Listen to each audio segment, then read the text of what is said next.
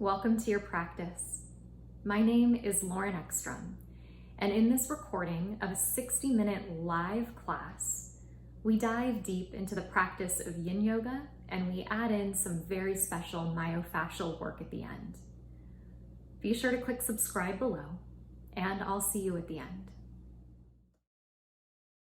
Welcome in to this 60-minute practice that we will share together today.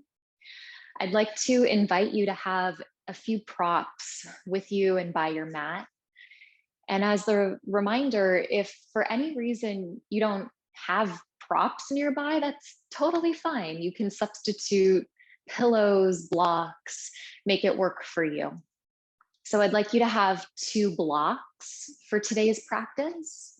And if you want to have a bolster somewhere nearby in case you want to call in some extra support.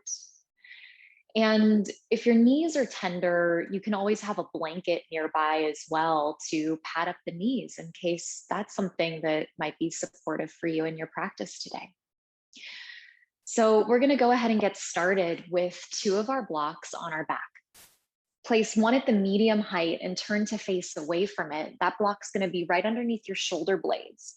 So with your knees bent and your feet flat, you might place your hands behind you holding that block, probably at the medium height. Line it right up at the base of the shoulder blades, and then take your second block and at the highest height, place it right underneath the back of the head. And we make this block underneath the head higher than the one underneath the heart because we want the forehead higher than the chin. So even though we're in a back bend and we're opening up the heart, we don't want to aggravate the prefrontal cortex. We don't want to aggravate the front of the brain. And this is really the region of the talking part of the mind. And it's the region that falls into fear when we start to go backwards. And that's a natural fear that we're actually born with. We're only born with 2 fears. Every other fear is learned. One is the fear of being dropped, which gets activated when we go into deep backbends. And the other is the fear of loud noises. So we want to kind of mitigate that inherited fear that it's really just an instinct by keeping the forehead higher than the chin. Once you found that place for you, you could keep the knees bent and the feet flat. You could widen the feet and drop the knees in to touch. Or if the back feels okay, you could extend the legs out towards straight and let the feet fall away from each other. But gosh, it is so personal. Let the arms come down by the sides and the palms rotate to the sky. And then allow the eyes to close if that's appropriate for you today.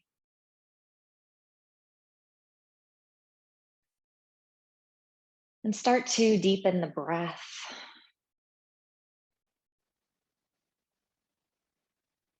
And drawing the breath down and into the space of the belly, even though you know that the belly isn't the lungs, it's not really the part that is breathing us. When we become defended, when we are living with a defended heart, we're often only breathing into the upper part of the chest. We have a shallow breath. Again, this is something natural that evolves over time as we grow and as we age and we learn about the many demands of life. And so almost as if we could retrain ourselves to the type of breathing we were born with, this full body breath, receptive, open, and undefended. And so for several rounds, you might put some emphasis on the breath, imagining again that you could breathe down into the belly, but then also down into the low back and out and into the sides of the waist. Holding that imagery in your mind of a small child breathing with its whole body as it rests.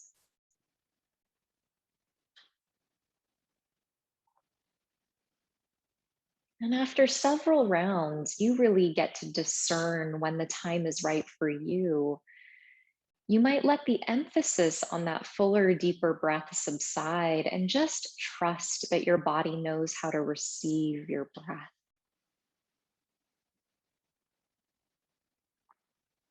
And we're going to make a shift in this practice today, shifting away from the demanding pace of life. And often the demanding pace of our yoga practice, which tends to mirror the quickness of life.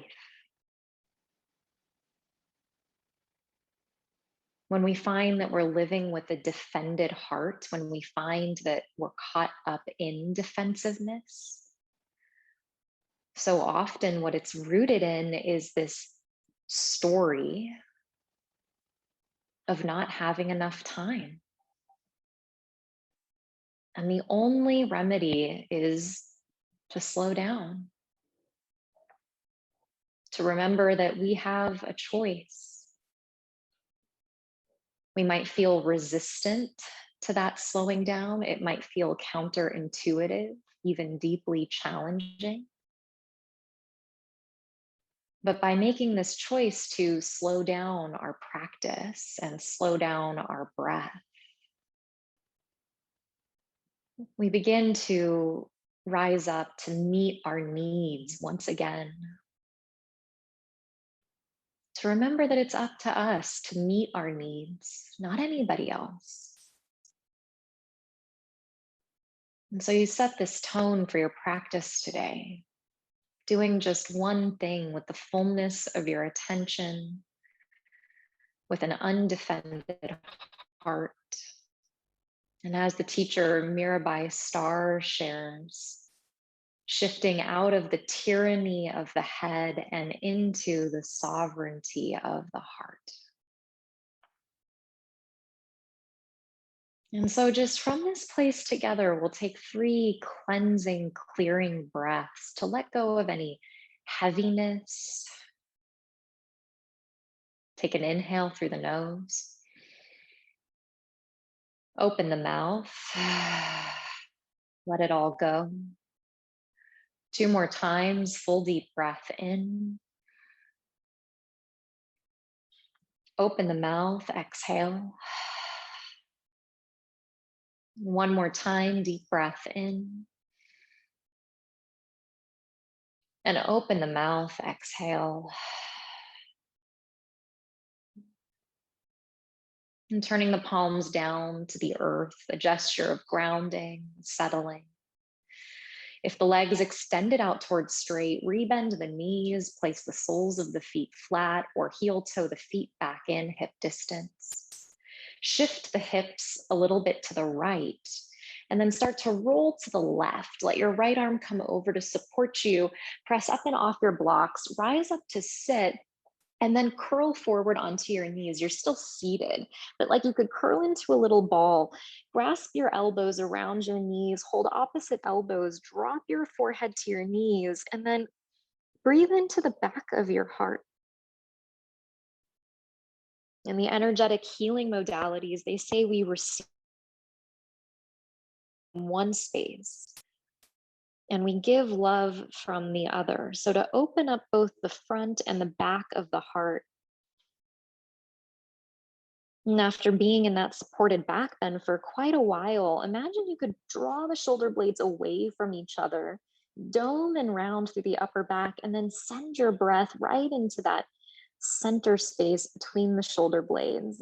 As if you could imagine in your mind like a little energetic dot there, and you're breathing into it.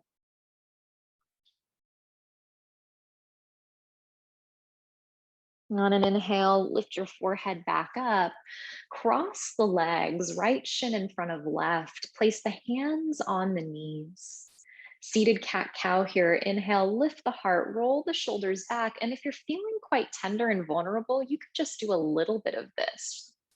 Then exhale, rock back on the sitting bones, dome and round the spine, tuck the chin to the chest as you lift the pelvis toward the face. See how round you can get. And back and forth, inhale, rocking forward, roll the shoulders back, lift the chin a little bit, never throwing the head back. And then exhale, rock back, dome and round, and on your own for several rounds. And notice if there's a tendency to rush, to fall back into urgency. And we can see this in the breath when we skip the pauses that come between the breaths. So in a yoga practice, there's actually 4 parts to the breath. There's an inhale, a little pause at the top, the exhale, and then a slightly longer pause when you're completely empty of breath. I'd like to extend the invitation as you keep rocking back and forth that today you put your awareness on all 4 parts of the breath and just see how absorbed you can be, especially in those little pauses at the top and bottom. They don't cause strain, but there's a moment of being completely full. And then there's a moment of being completely empty. In the Upanishads, it's what they call turiya. It's a small little death and the opportunity in that emptiness for a new beginning. On your next inhale, come through the center, pause there, place the right hand outside the right hip, lift the left arm to the sky, take an inhale, grow up and out of the left waist, and then lean up and over to the right as you exhale. Keep both sitting bones planting down onto the mat and imagining that from your left sitting bone through your left fingertips, you could just grow longer as now we awaken the left side body. And you hear me speak about this in many of our practices, and we're actually going to myofascially work with the side body at the end of practice today. But when these muscles that wrap around the cage of the ribs get tight, understandably, it restricts the amount of breath we can take in just because of that tightness that's there. So as we open up the front, the back, and the side body today, we're really inviting in more life force, literally making space for more breath. And on an inhale, come back up, left arm to the sky, and then exhale, left hand to the right knee, right hand behind the low back, and just take a little twist. As you turn the torso toward the right, spread the collarbones wide, and now pull the tips of the shoulder blades in. So now you open the heart once again, imagining that you could spread wider from collarbone to collarbone. Might not actually happen on the physiological plane, but energetically, it's as if we can just feel ourselves broadening from shoulder to shoulder. Give it one last little moment there. And then on the inhale, return to center, hands to the knees, maybe the eyes stay closed, and start to make circles around the sacrum, the low back. So you lean forward and then up and over to one side, all the way back as you circle around to the opposite side. Just like you're stirring a big pot of something quite thick. And to slow down again even more. When we get caught defending ourselves, whether that's in intimate relationship, at work, we often get caught in that pattern because we're really just going too quickly. And it feels vulnerable to slow down in those moments, to sit with the discomfort that's arising. But it's only through slowing down that we're able to come back to this dimension of awareness, attend to what it is that we're really needing. And remember that when we're grounded in truth, there's actually nothing that needs defending. Switch directions, start to circulate the opposite way. And so you notice once again in this practice throughout this 60 minutes that we share today, when do you lose sight of those 4 parts of the breath? And you practice stepping away from wherever the mind has gone, whatever interpretation or story you've gotten involved in. And you return to those four parts of the breath, because as you practice that conscious slowing down here on your mat, you're really laying the groundwork to be able to initiate that in your life. Maybe not right away in those moments, but you just start to catch yourself a little bit sooner before reactions get out of control and cause harm to yourself or possibly to another. Next time you come through center, maybe eyes stay closed, sit up tall. Notice if the shoulders snuck up, slip them down the back.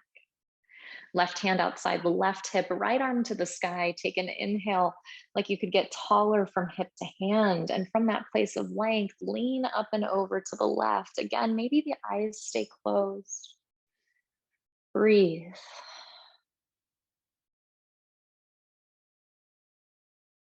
And when we find ourselves caught in a space of a defended heart, whether that's internally in our own inner dialogue or in conversation with another, more often than not, what we are defending against is our own inner critic.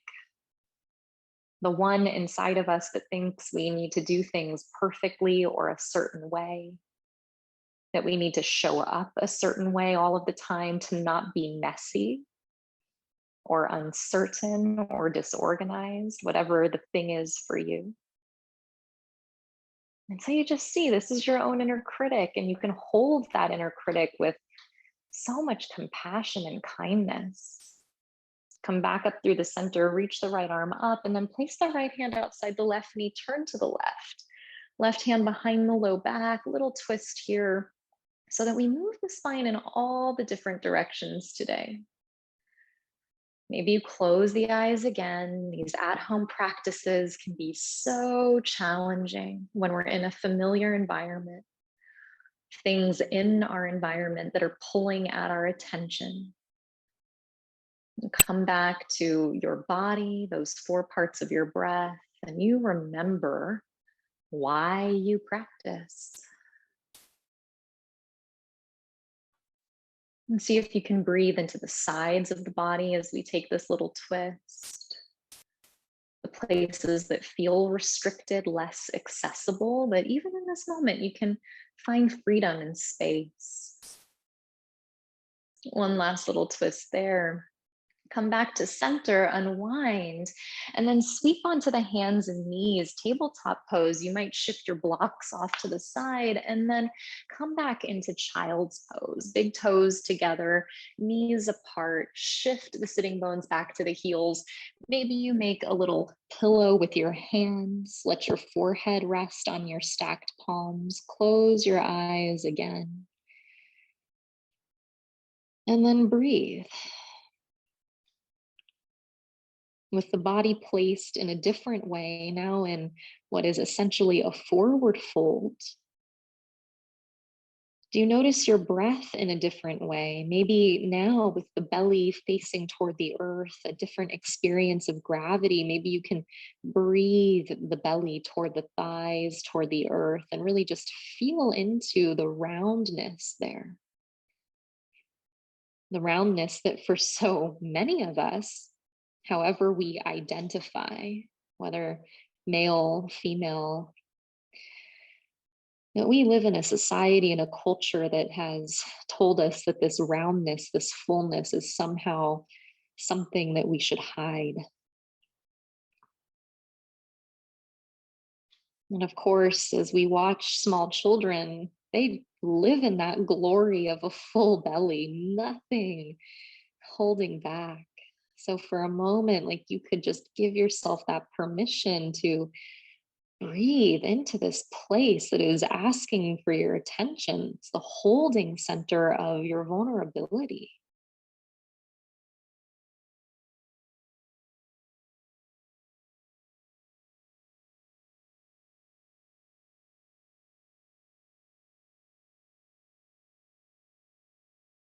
Notice where the mind goes in moments of silence. We're going to build those moments of silence as we go. So learn to settle into them. Rest in the bottom of the out breath.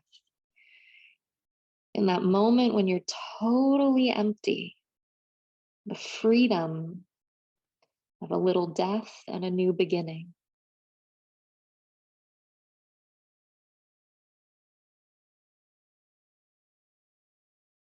On an inhale, lift the forehead up. Reach the arms ahead. If the palms were supporting the forehead, rise to all fours, tuck the toes, head back to a soft downward facing dog. That means that the knees are going to be bent so that the sitting bones can lift. And then today, step the feet off of the mat very wide.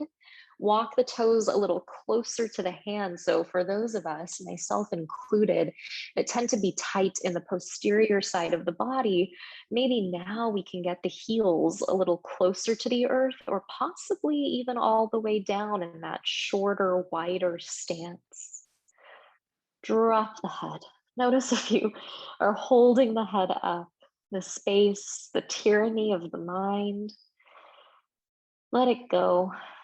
You might nod the head a little yes. You might nod the head a little no. Let there be a fluidity to your practice today, a permissiveness, that you're lighting really two candles of awareness. One is the candle of loving kindness, and the other is the candle of wise discernment. And they both have a place here in the practice. So these two intentions, these two lights inside of you that will guide your practice today. Take one more inhale here. As you exhale, walk your feet back in, sitting bone or hip distance, and then walk your hands all the way to the back of your mat, to your feet. Keep that bend in your knees, grasp opposite elbows, and sway, just like a big pendulum, back and forth, side to side.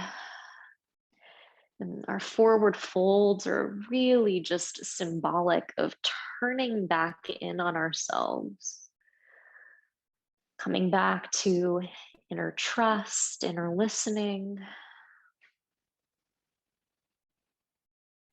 Breathe. And when you need to, exhale out the mouth today. One of the ways that we help to activate the parasympathetic nervous system, that system of rest and reset. Come back through the center, let the arms hang, little bend in the knees, roll your way up to stand, head heavy, arms heavy, ragdoll roll. Your head is the very last thing to come up at the top. Roll the shoulders back. As you rise to stand, circle both arms up and overhead, take an inhale.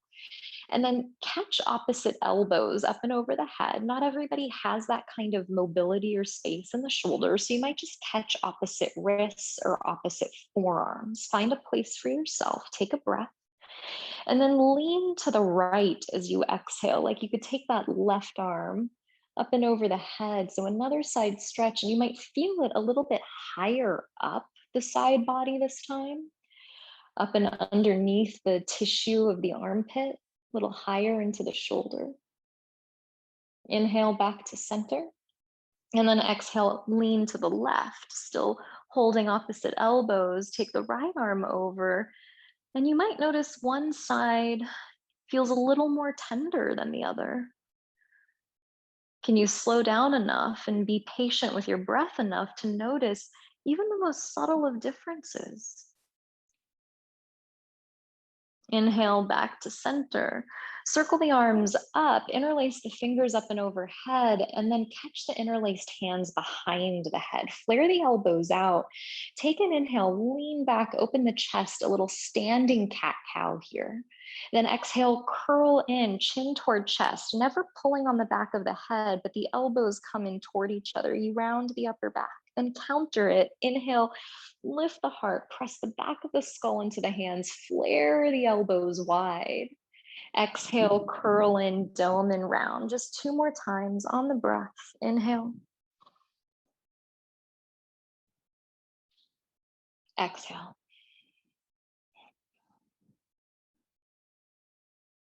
Inhale. Exhale. On the inhale, come up to a tall spine, circle the arms up, take a breath in, and exhale, fold out, dive down over your version of straight legs. Crawl your way back out to downward facing dog just for the second to last time today. Lift the right leg up on an inhale and then step your right foot through between your hands and lower your left knee down behind your left hip. Bring both hands inside of your right foot and then crawl your hands to the left. You might stay here up on the hands, or you might descend onto the elbows. If the floor feels a little far away, put a block there underneath the elbows for support.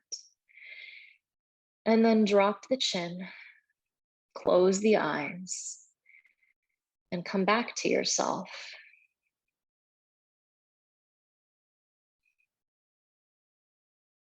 And so when we live from a place of defending constantly against what is ultimately our inner critic,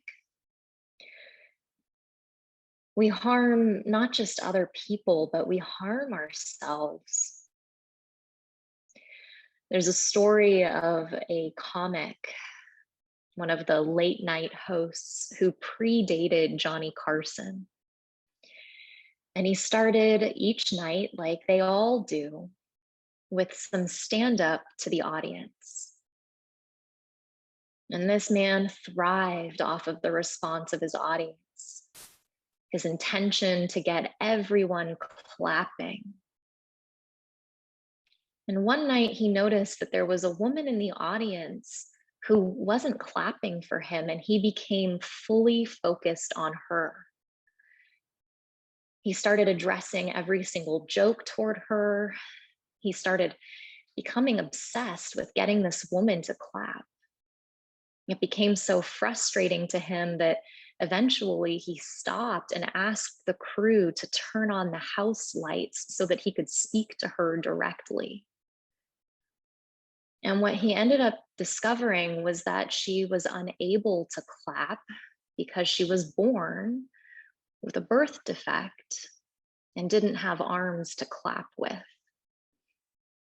And this ended up really being the end of his career. This need for external validation, his inability to step away from his own inner critic, to trust his work, his craft, his dharma, his calling, harmed not just himself, but spilled out of him and harmed other people. And so we just do the work of acknowledging that so often this defensiveness is rooted in the youngest part of ourselves, the child inside of us who is acting out, not to be bad, but because they need love. They need some sort of attention. And we've got to slow down enough to acknowledge or to be able to perceive and see what that need really is in the moment so that we can have the courage and the resiliency and the strength to meet it. If you're down on the elbows, walk the hands back in, straighten the arms. Walk the hands back through the center, right hand outside of the right foot. Start to heel toe the right foot to the left hand, and then drop the right knee open. You might come into single pigeon, or if the knees are sensitive, you can lean to the right and actually bend the left knee up, coming into a variation of the single pigeon pose. So either way, if the left leg is back, take a breath, lift the heart, lift the chest, and then exhale, pour down to your own amount. If you want to use a bolster, you could put a bolster under the torso and make it a little bit more restorative. You could place a block underneath your head. And then whether the eyes are opened or closed, place your attention on those 4 parts of the breath and see how immersed in those 4 parts of the breath you could become.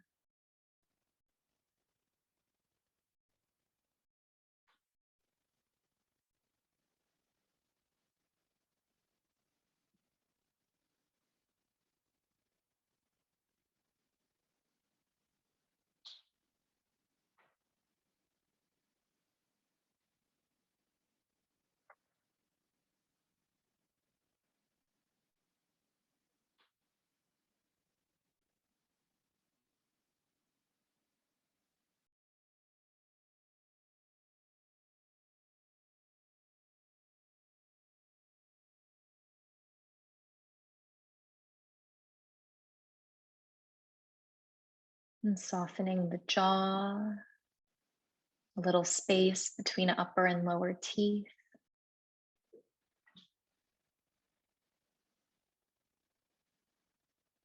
You might even imagine softening the very back of the tongue. And sometimes we even hold tension there, pressing the back of the tongue to the roof of the mouth. It's so subtle. All these ways that we've contracted over time against intensity. We've defended ourselves against feeling vulnerable. You come into these poses, you do a little scan, and you just see, is there some place I can let go? Corners of the eyes, fingertips, clenching of the hands. And it's that reminder that we can't receive with a closed fist. And we have to open in order to receive. So starting just first at the physical plane.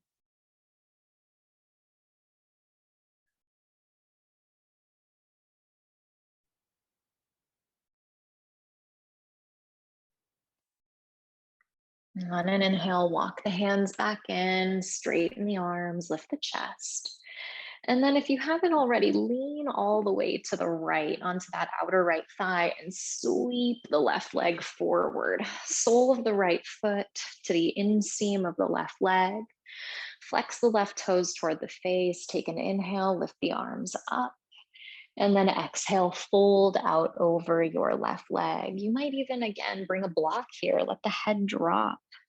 You could rest the forehead on a block so it's not hanging out in midair, especially if the neck is tender. And allow there to be a little bit of a curling in on yourself, a freedom from agenda. This moment right now is not about you trying to be in the perfect pose. Stepping away from really any idea of perfect alignment, of course, which doesn't exist. And leaving yourself alone, letting yourself just be.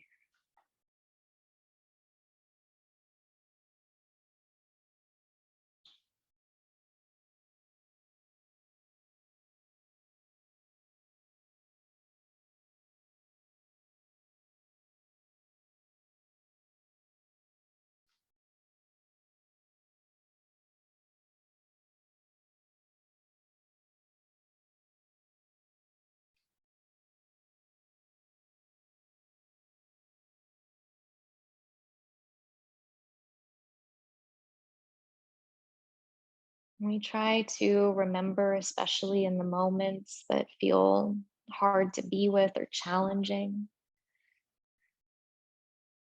that medicine isn't always easy going down.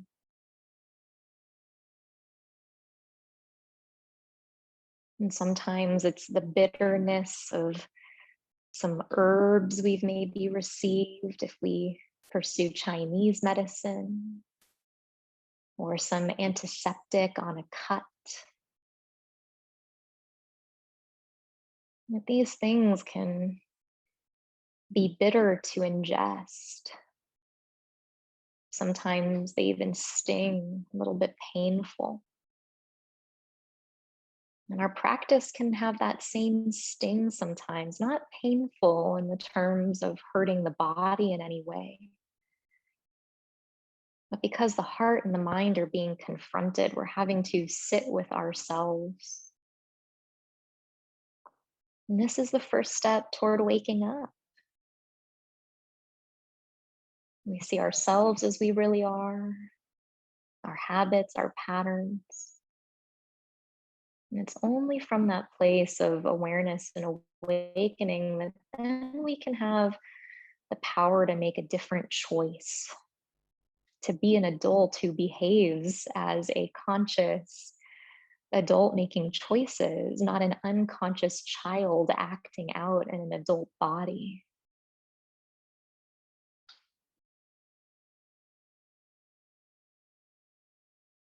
Inhale, roll all the way back up.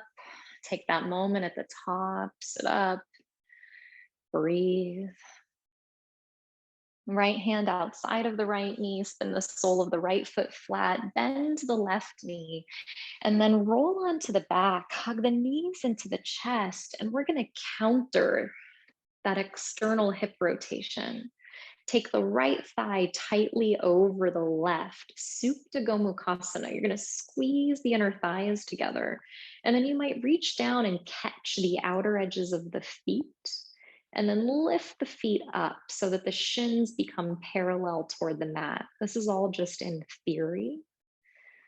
Some people might hold the shins instead. And then we come into some internal rotation of the hip.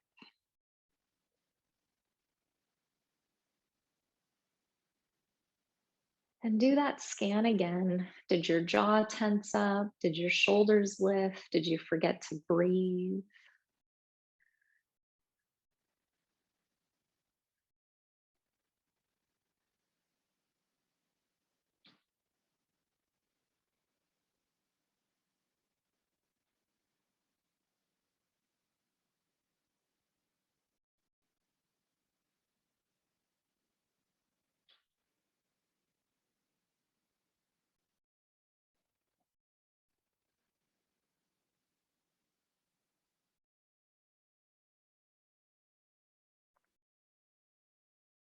Last couple of moments here.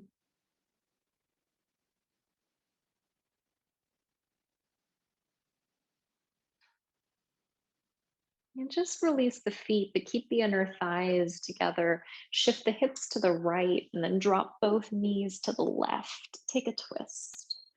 Your left hand might come outside your right thigh. You might cactus your right elbow.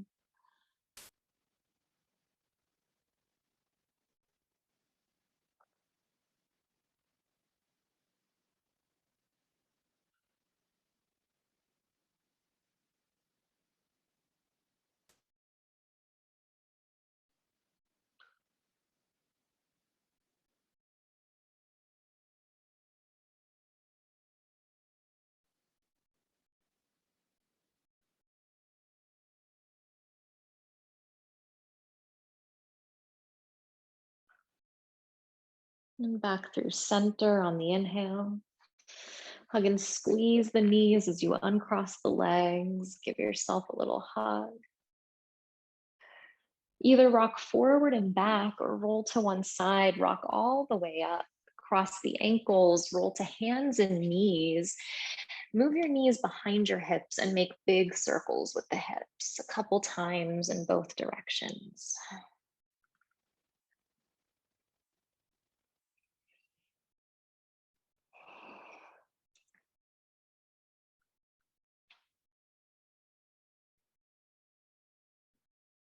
You care for yourself through the quality, not just of your breath, but the quality of your attention.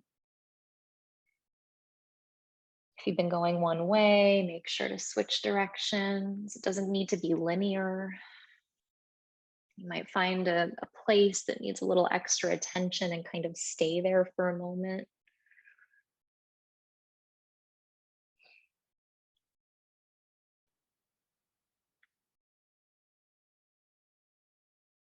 And then tuck the toes, head back to a soft downward facing dog, your last one today. Lift your left leg on an inhale.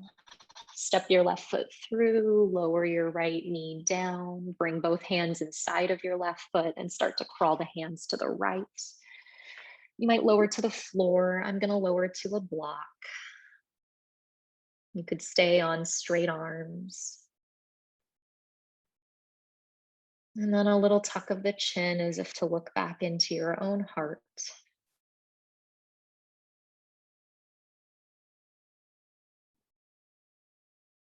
And so the counter to the story from before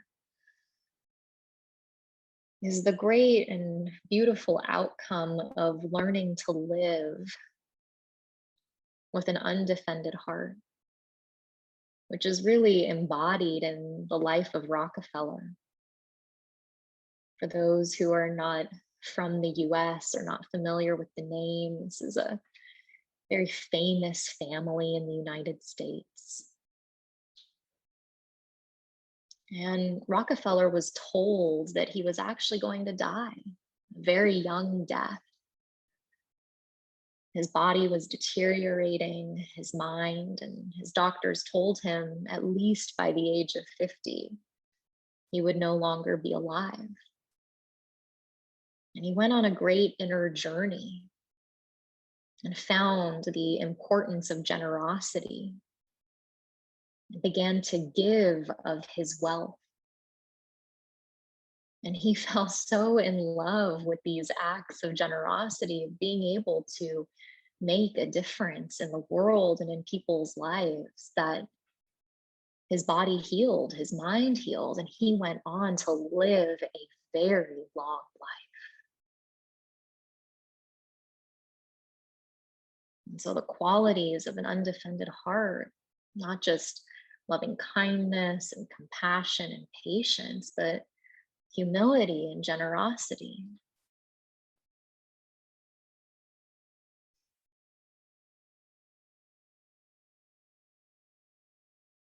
Last couple of breaths here. Again, you don't have to be still like a statue. There might be some sweetness that you find, little rocks, little movements that soothe you.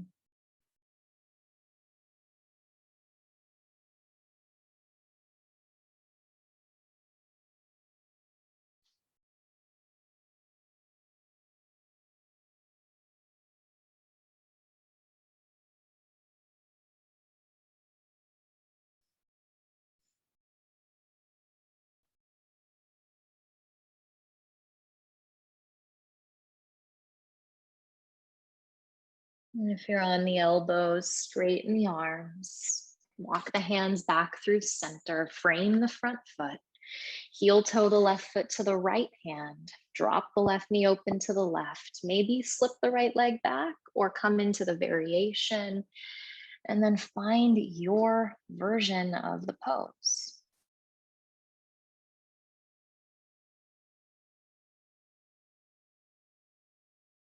And the way that we can have such unending compassion and tenderness, patience and kindness toward the part of us that becomes defensive is that this defensive part of you is only wanting one thing: to be loved. Just from the moment you were born, it was the only thing you wanted was to be loved, to receive love, to receive care. And the truth is that even with the best of caretakers, we don't always receive that love in the way that we most need it.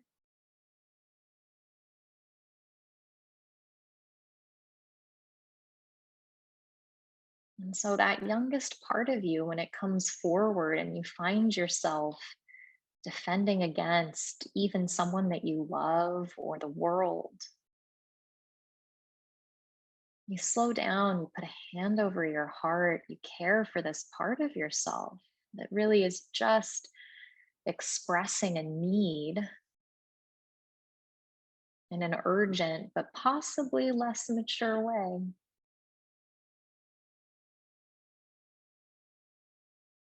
And this is one of the reasons that we practice, why we keep practicing, why we need to keep practicing. These things keep coming up for all of us. It doesn't mean that our practice isn't working, it just means that we're human. Being human is messy.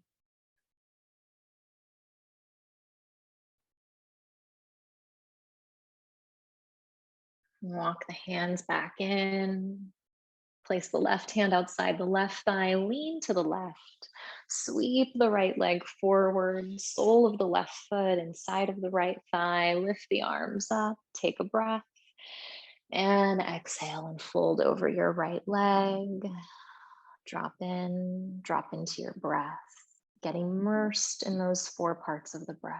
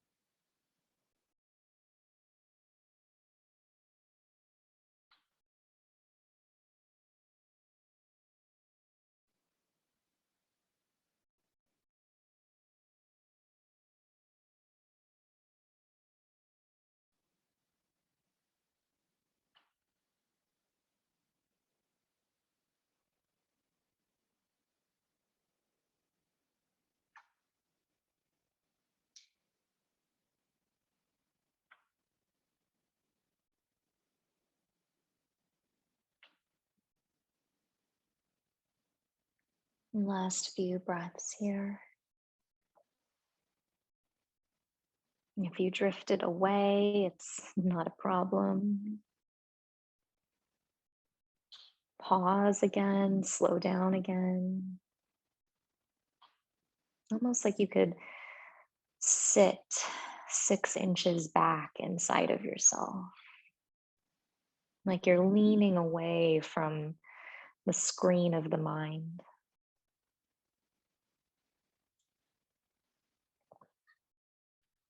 And in your own time, roll all the way up. Left hand outside of left knee, spin the knee to the sky, the foot flat, bend the right knee, roll onto the back. Cross the left thigh this time, tightly over the right. Kick the feet away from each other. This side might be quite different. Either catching shins or outer edges of the feet. And this is a counter pose for the things you were just doing. This important practice holistically, that direction. We want to come back to center again, which means that we have to counter the poses or the postures we were just in. And really no different than the philosophy with which we want to live our lives. That's walking the middle path. To not be too extreme in any direction. And this middle path keeps us open and receptive, listening. And give it one last squeeze there. Just release the feet, keep the legs crossed, shift the hips to the left, drop the knees to the right, take that twist.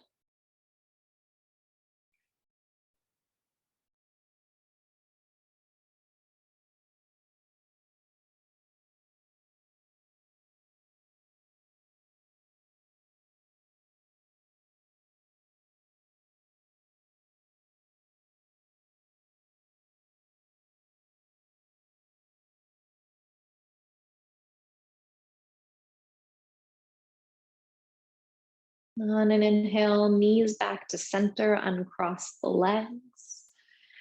One last time, either rock your way to sit or roll to one side, press your way up and pause there when you find a seated position. Take one of your blocks outside of your right hip and then sweep your feet to the left. I like to separate my knees, but you could stack your knees. And we're going to use the block for a little bit of myofascial work into these side body muscles. So with your block probably at the medium height, you're going to lean all the way over to the right and place the block along your ribs. You might bend your elbow and hold your head, or you can use your other block as a pillow if you'd like. And with the block right along the center of the ribs, you're going to rock on that block a little bit forward and back. And as you rock forward and back, eventually you're going to find, like I just did, a really tender place. Almost like you were getting a massage and the massage therapist found that little knot. And when you find that little tender knot, pause there, get a little bit heavier under the weight of gravity and breathe into that place.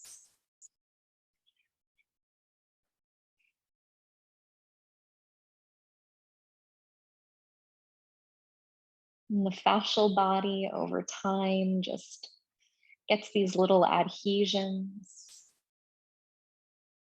And these adhesions are just a natural part of life. We can work with them in all sorts of different ways, whether that's through massage or yin yoga, myofascial work, and just start to open up these channels again. We want to open them up not just to receive more breath, like we spoke about earlier, but because the nerves and the blood vessels pass through these fascial tissues, and we want to have just really healthy communication in the body. So the muscles can slide and glide over each other with greater ease, less like Velcro.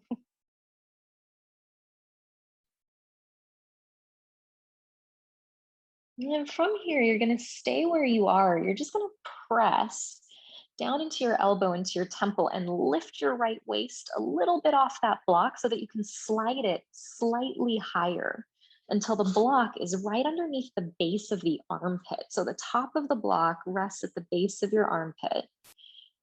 And just a little higher up the side body. Now you're going to do that same thing. You're going to rock forward and back on that block, and eventually a little bit of tenderness.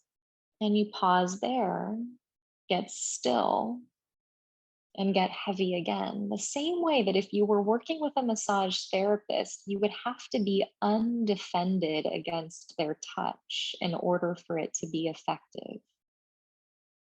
So if you're tensing against the experience, do you need to back off a little bit? Do you need to find something a little less intense, a little less intense of a pressure? Do you need to breathe into that place? What allows you in that moment when you catch yourself tensing against or defending against a moment? What allows you to receive? What allows you to open back up? And it's just a truly open-ended question. I don't know the answer for you, and it's a journey for each of us to go on for ourselves. That what allows one person to open might actually close down another person. So you got to find the answer for yourself. What allows you to stay with your experience, as intense as it is, in a safe way?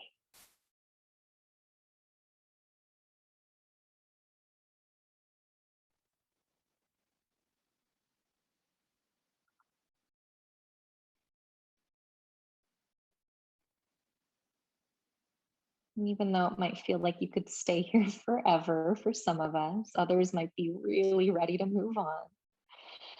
Know it's something you could come back to and play with on your own. Press down into your left hand, rise back up to sit, and then switch sides. Sweep both of your feet to the right, and your knees to the left. Move your block underneath your left ribs. Bend your elbow, hold your temple, rock a little forward and back. And you might have to move the block around a little bit. Maybe it needs to move up or down until you find your place. So when it comes to this myofascial work, there isn't the same place for everybody in terms of effectiveness. And when you find your place, be there, rest, receive, get heavy, give into the weight of gravity.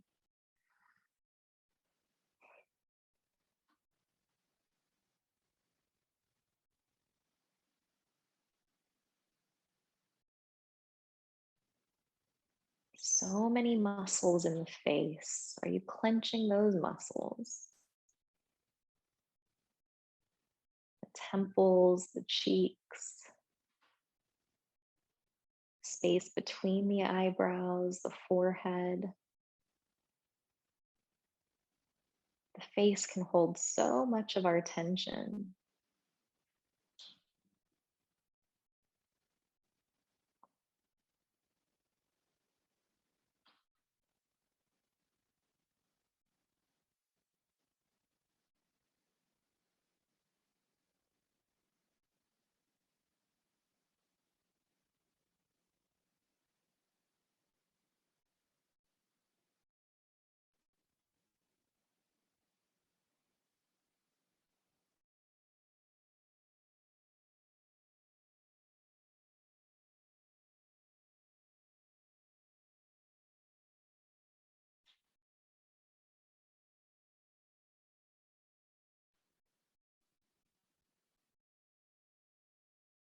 Last few breaths.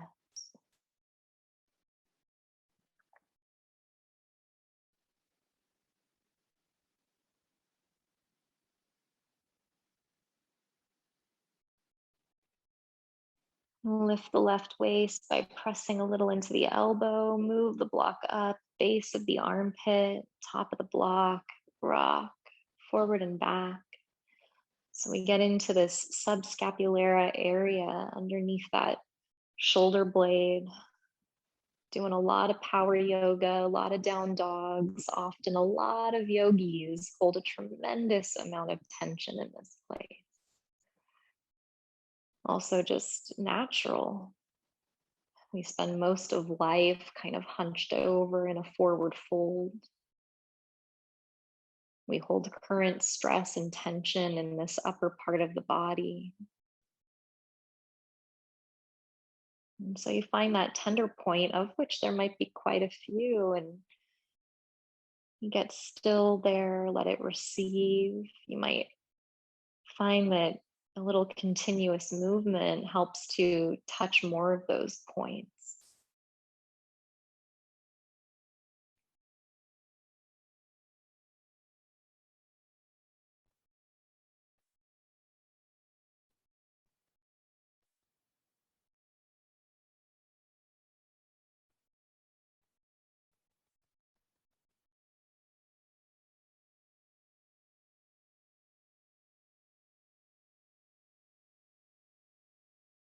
When we lead trainings on this work, it's quite normal if we're all in a room together to hear lots of moaning. So if you find that a little sound needs to come out, you can let that sound go. Always one of the nice things about being in maybe the privacy of your home.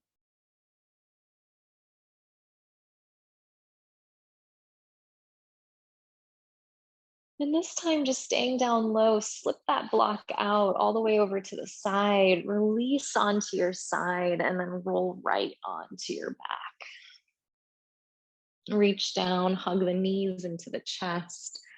Maybe curl the forehead up to meet the knees. And then release the legs forward, the arms down by the sides. Turn the palms up to the sky. Lay the back of the heart down to the earth. Separate the feet wider than the hips.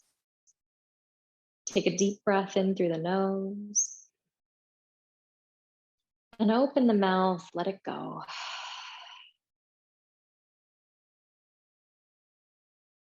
Landing into a full and final rest, the deepest state of receptivity in Shavasana.